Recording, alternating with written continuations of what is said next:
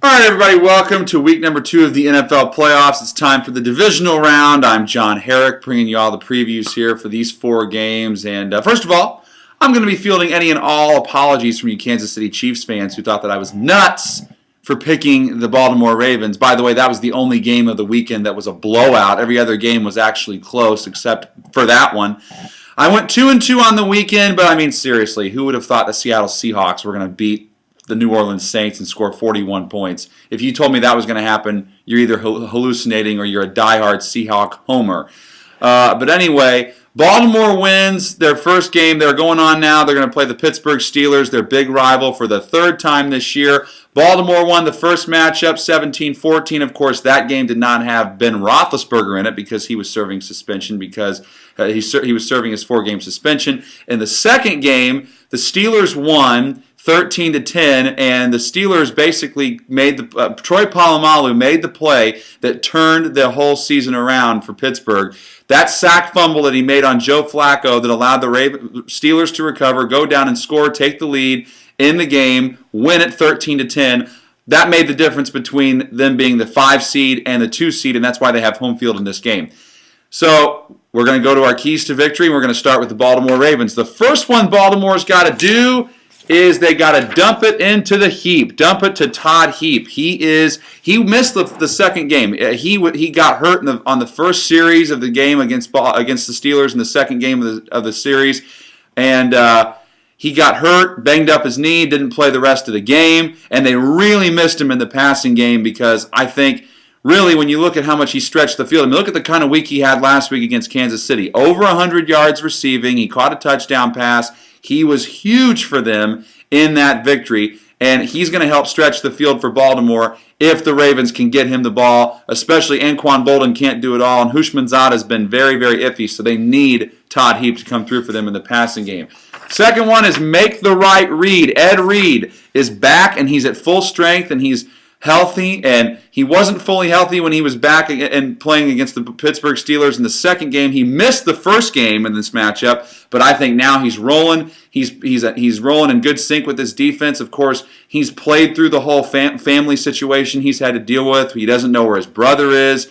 A whole difficult situation there for he and his family, trying to find out where his missing brother is. He's played through it. He stepped up admirably. His teammates love him for it. He's been a fantastic guy through the whole thing, and he is going to have the same type of effect on the Ravens defense that Troy Polamalu has for the Steelers defense. If he can do that and come up with an interception return or maybe a punt return for a touchdown, which he's done in the past, that could swing the momentum of this game entirely. He is probably not the heart and soul of the defense. That's probably Ray Lewis, but he is a huge, huge difference maker, and they need him to make some plays in the running game, maybe knock down some passes, and also if he can get an interception, return it. And he's got more interception returns more turnover returns than anybody in the NFL right now. So he's been fantastic.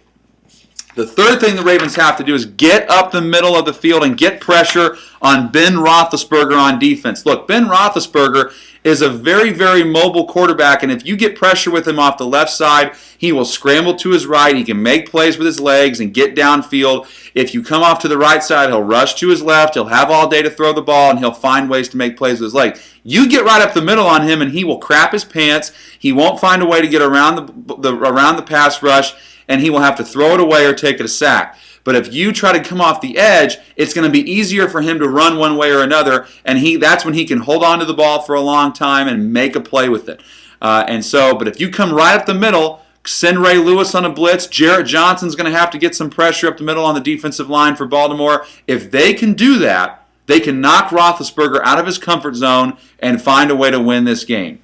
Now the keys to the victory for the Pittsburgh Steelers. The first thing they've got to do, they've got to hit Joe Flacco early and hit him often. If they can do that, they can find a way to knock Flacco out of rhythm. Now again, Flacco was never really hit that much. He had all time in the world to throw the ball last week against Kansas City, but I'm telling you, he was hit by Troy Polamalu quite a bit in that second matchup, and of course, that sack fumble was the determining play in the game. So you've got to be able to protect him if you're the Ravens, and you've got to get in the backfield if you are the Pittsburgh Steelers.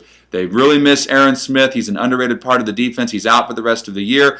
Casey Hampton, Brett Kiesel, Lamar Woodley, those guys are going to have to get up the field. Maybe James Harrison, and find a way to get up there and sack him. Or if you can't sack him, hit him and knock him down. Just don't hit him below the knee or on the helmet, because the officials are so proactive and they'll throw the little flag on there, because that's how the NFL is now.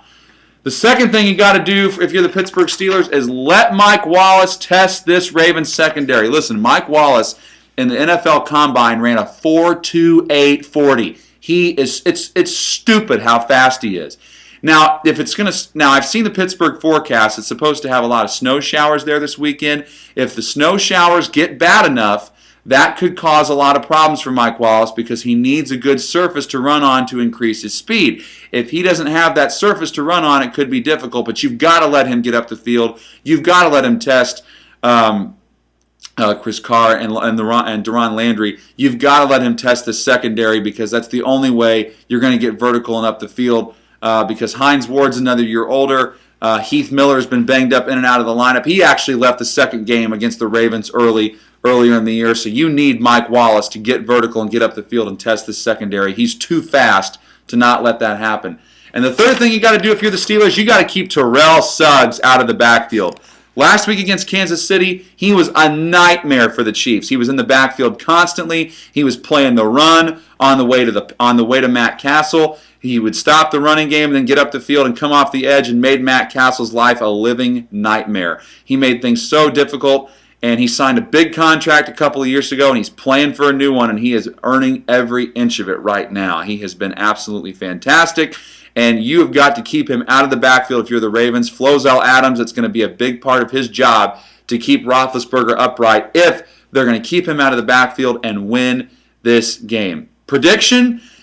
This is a tough one. I mean, this is going to be a very, very good game between two very good teams that know each other really well and can't stand one another, which is why I'm so excited for it. I love it when these two teams play.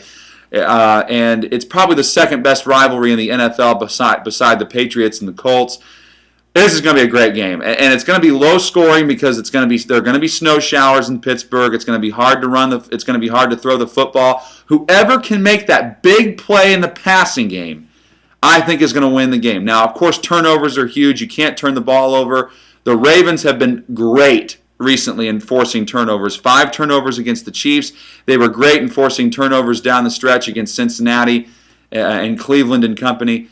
But now they were great last week against Kansas City. If they can force turnovers against the Pittsburgh Steelers, they can win the game. But whoever can make the biggest play in the passing game will win. I think that'll be Baltimore. I think it'll be, a big play to either Todd Heap or Anquan Bolden. And I think the Ravens will win a low-scoring game in Heinz Field, 13-7 over the Pittsburgh Steelers.